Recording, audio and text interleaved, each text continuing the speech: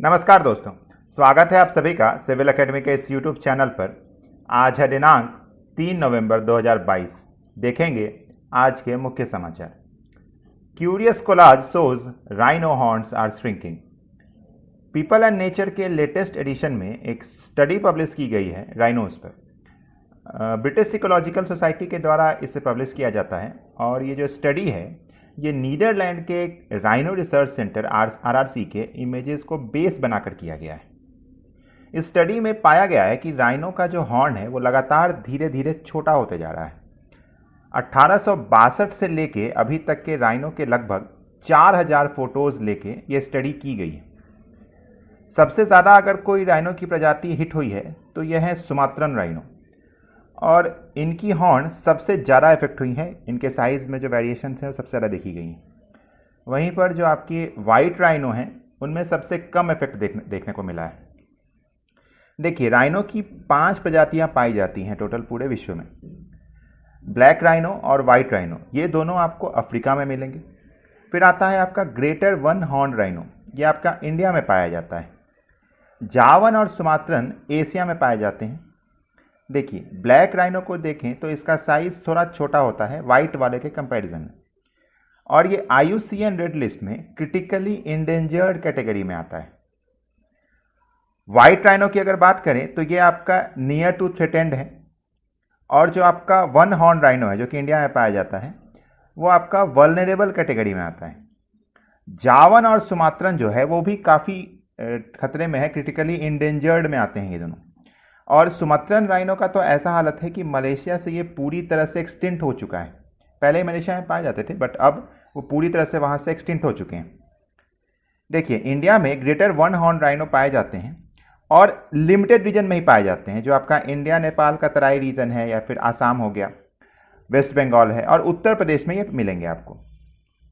Mainly Assam के 4 protected areas जो हैं, Pobitora wildlife sanctuary, Rajiv Gandhi Orang national park, Kaziranga national park और मानस नेशनल पार्क, इनमें आपको कुल अगर संख्या देखें तो 2640 राइनो पाए जाते हैं। सबसे ज़्यादा आपको काजीरंगा में मिलेंगे जहां पर इसकी संख्या 2400 है। आप देखो, इस काजीरंगा में अकेले ही मैक्सिमम संख्या है राइनो की। आशा है राइनो का ये क्विक ब्रीफ डिटेल्स आपको इन्वायरमेंट GS3 का रिवीजन करवाया होगा। आते हैं नेक्स्ट न्यूज़ पर। Uttarakhand defending wrong doings on tree Fehling in Corbett. ये भी आपका एनवायरनमेंट का ही रिलेटेड है। दरअसल हुआ ये है कि जो जिम कॉर्बेट नेशनल पार्क है उसमें सफारी को लेके, उसके कंस्ट्रक्शन को लेके 163 पेड़ काटने का ही परमिशन मिला था फॉरेस्ट डिपार्टमेंट को, बट फॉरेस्ट डिपार्टमेंट ने 6000 ट्रीज को कट कर दिए हैं। तो ये काफ़ी बड़ा मुद्दा बना हुआ है। NGT जो आपका नेशनल ग्रीन ट्रिब्यूनल है, इसने सुओ मोटो लेते हुए एक कमेटी बनाने का निश्चय किया है जो कि इसकी जांच करेगी। देखिए, जिम कॉर्बेट आपका उत्तराखंड के नैनीताल में सिचुएटेड है और ये इंडिया का पहला नेशनल पार्क भी है। देखिए, कुछ इंपॉर्टेंट रिवर्स भी हैं जो कॉर्बेट नेशनल पार्क के अंदर से बहती हैं, जैसे रामगंगा है, सोन नदी है, पलायन है और कोसी है। तो ये छोटी छोटी चीज़ें आप ध्यान में रखेंगे। फिर आता है आपका पनावरन heronry in Kerala set to get a new lease of life. देखिए, एक्चुअली एक वाटर बर्ड की कैटेगरी होती है हेरॉन, और जहां वो साथ में ब्रीडिंग करते हैं उसे हम हेरनरी कहते हैं।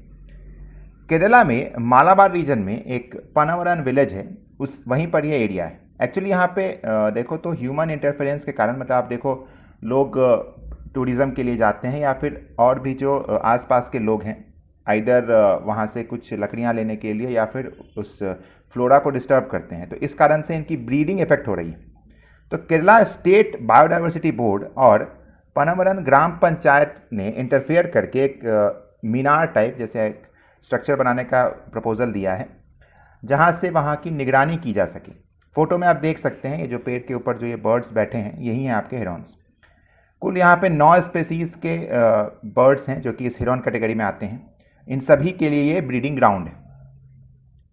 फिर आता है आपका DRDO test phase 2 of ballistic missile defence. DRDO के द्वारा बुधवार को ballistic missile defence interceptor missile को टेस्ट किया गया। यह आपका इस टेस्टिंग का फेज 2 था। इंटरसेप्टर का सेंस हुआ दूर से चीज़ों को ट्रेस आउट कर लेना। ये मेनली काउंटर करने के लिए, ताकि कहीं से अगर हम पर मिसाइल लॉन्च हो रही हो तो उसे इंटरसेप्ट करके वहीं ख़त्म कर दिया जा सके। एक्चुअली आपको लॉन्ग रेंज बैलिस्टिक मिसाइल्स को, जो कि दोनों एक्सो एटमॉस्फेरिक हो और जो एंडो एटमॉस्फेरिक हो, दोनों को इंटरसेप्ट कर सकता है। अगर हम इसके थोड़ा डिटेल में जाए तो इसका जो प्रोपल्सन है वो आपका 2 स्टेज सॉलिड मोटर पे होता है, और अगर हम देखें तो इसमें इंडिजिनसली डेवलप्ड नेविगेशन और एडवांस कंट्रोल सिस्टम से ये इक्विप्ड है, ताकि टारगेट को प्रिसाइजली हिट कर सके। ये टेस्ट आपका एपीजे अब्दुल कलाम आइलैंड पर किया गया था। बैलिस्टिक मिसाइल्स के बारे में भी आपको आइडिया होगा, बट एक ब्रीफ बताता हूँ कि बैलिस्टिक मिसाइल्स आपके जो होते हैं वो पहले अर्थ के एटमॉस्फेयर को क्रॉस करते हैं और फिर आपको टारगेट को जाके हिट करते हैं। जनरली इनका जो मोशन होता है वो प्रोजेक्टाइल मोशन को फॉलो करता है। इंडिया के पास अगर आप देखो तो अग्नि सीरीज़ के जितने भी मिसाइल्स हैं वो आपके बैलिस्टिक मिसाइल्स हैं, और इसे आप इंटरकॉन्टिनेंटल तक देख सकते हो। अभी इंडिया का जो अग्नि 6 आने वाला है, जो अभी प्रपोज्ड है, उनकी टेस्टिंग बाकी है, वो अभी तक का सबसे बेस्ट बैलिस्टिक मिसाइल्स हमारे लिए होगा। आशा है ये सारी बातें आपको क्लियर हुई होंगी।